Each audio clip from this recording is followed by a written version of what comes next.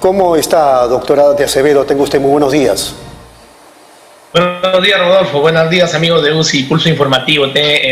A sus órdenes para conversar sobre estos temas. Bueno, escuchábamos hoy en la mañana una declaración de Fernando Olivera diciendo una afirmación como que a la gente la van a obligar a votar o por Keiko Fujimori o por Pedro Castillo, lo cual, por lo menos para mí, no tiene pues mayor sustento. A nadie le van a poner una pistola en la cabeza para emitir un voto para uno o para otro.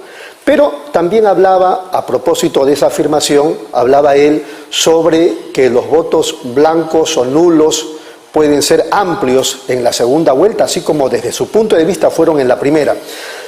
¿Podría pasar una situación como esa en una segunda vuelta, doctor de Acevedo, que ganen los votos blancos o viciados? Mire, en primer lugar, sobre la afirmación aquella, bueno, a nadie se le puede ir obligar a ir a votar de esa forma, ¿no? El derecho, a elegir y ser elegido es justamente eso, un derecho que se ejerce como ciudadano en cualquier país, estando registrado, en este caso en el registro de personas naturales, que es la RENIC en nuestro caso. Y respecto de la preocupación de estos días, no solamente del señor Olivera, sino de muchas personas que han estado por las redes preguntando esto, pero también otros tantos llamando a que eso ocurra, hay que decirlo en primer lugar que eso nunca se ha dado en la historia de nuestra vida democrática, que en esta última etapa data desde los años 80, y teníamos entonces a la Constitución del 79, de 1979, que ya tenía esta figura jurídica en uno de sus artículos, que ahora ha estado prácticamente copiado en el artículo 184 de nuestra Constitución, en el sentido de que si los votos nulos y blancos, o sumados ambos o por separados, alcanzan los 2/3, es decir, el 66.66%, entonces el Jurado Nacional de Elecciones puede declarar la nulidad del proceso electoral, y además eso lo desarrolla la Ley Orgánica de Elecciones, más o menos de la misma manera en el artículo 287 y en el 365, sin variar mucho, pero el tema es que cuando se ha pretendido dar esto en el año 2000, por ejemplo, para tratar de evitar el fraude contra el candidato Toledo en esa oportunidad, el máximo esfuerzo llegó a tener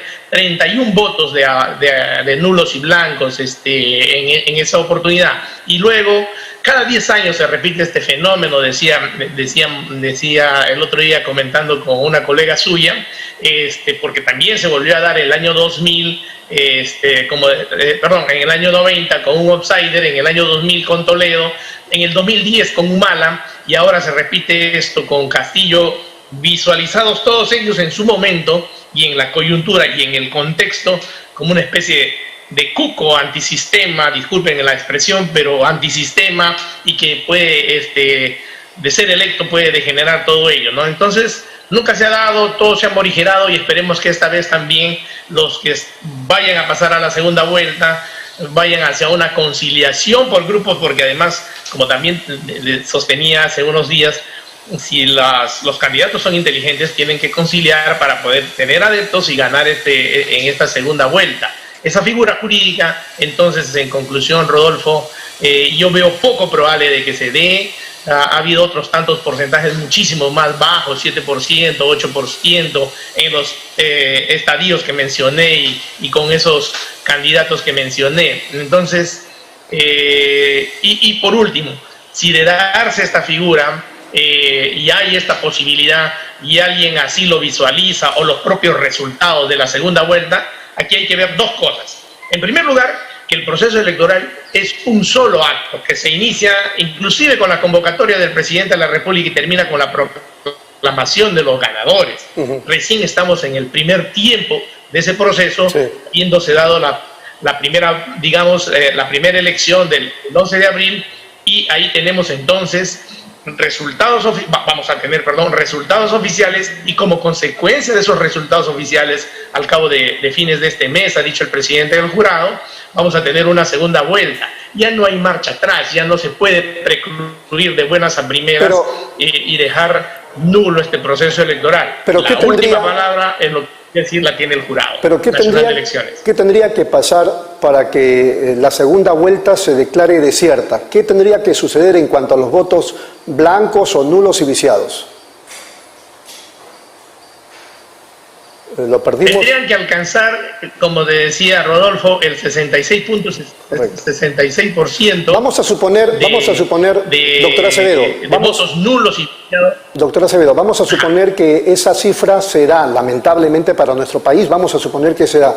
¿Qué pasaría? ¿Hay que convocar una nueva elección? ¿Participan los que ya participaron? ¿Cómo sería el tema?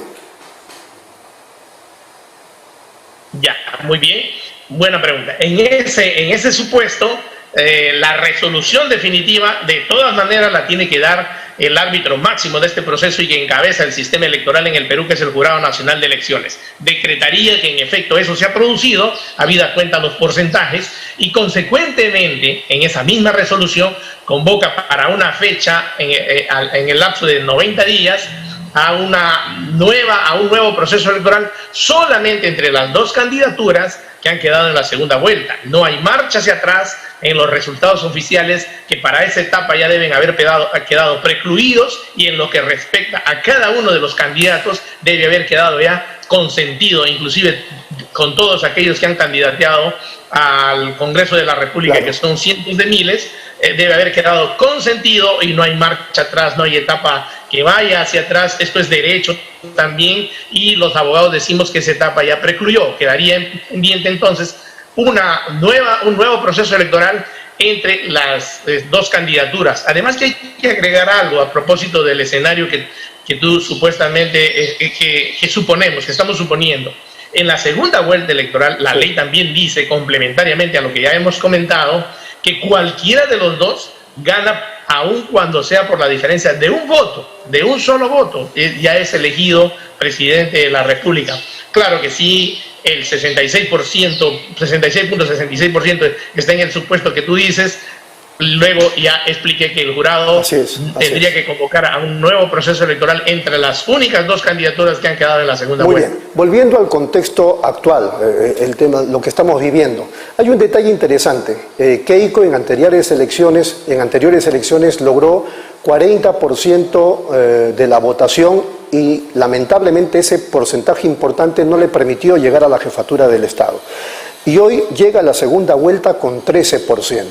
Esto, entiendo, tiene mucho que ver con la situación atípica que vive el mundo y particularmente el Perú. Ciertamente.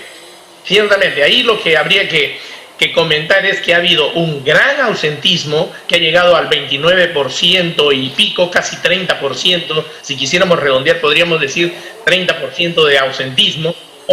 Consecuentemente es la cifra que, entre comillas, ganó este primer proceso electoral, porque como tú muy bien lo has dicho, el candidato que quedó en primer lugar quedó con 19% y Keiko Fujimori quedó con 13%, sí, y todos los otros una votación bastante baja. Ahí lo que corresponde a los demócratas como nosotros es invocar primero al gobierno y a la OMPE a una solución a este problema que se ha suscitado del gran ausentismo, en el sentido de que primero, de parte del gobierno se ofreció vacunar a los miembros de mesa y no se hizo. Obviamente, las personas, los familiares, al conversar dentro de sus casas respecto de sus hijos jóvenes que iban a ser los miembros de las mesas electorales, le dijeron sencillamente: no vayas, prefiero pagar la multa de 43, de 200, de 180 y tantos soles, a que más tarde, más adelante, contagiado tú,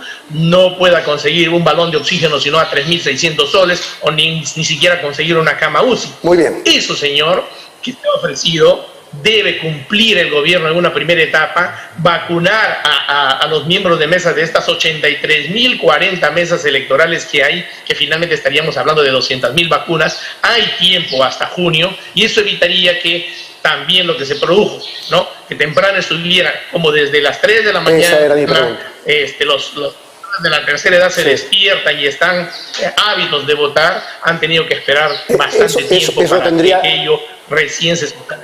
Eso tendría que cambiar, ¿verdad? Eso no puede subsistir en la segunda vuelta. no puede. Y arranca en el error inicial, como recalco, de que el gobierno debería cumplir con su promesa de vacunar a los miembros de mesas titulares y suplentes y evitar de esa manera el ausentismo, porque todos los principales actores de este proceso en la consulta popular de ese día domingo, del 6 de junio, están inmunizados y nosotros con más confianza acudiríamos a este proceso y los señores de la tercera edad no tendrían que esperar hasta las 10 de la mañana porque probablemente las mesas se instalarían con bastante asiduidad entre las 7 y 8 de la mañana de ese día. Muy bien, clarísimo. Doctor de Acevedo, ha sido muy amable, muchas gracias y seguimos en contacto.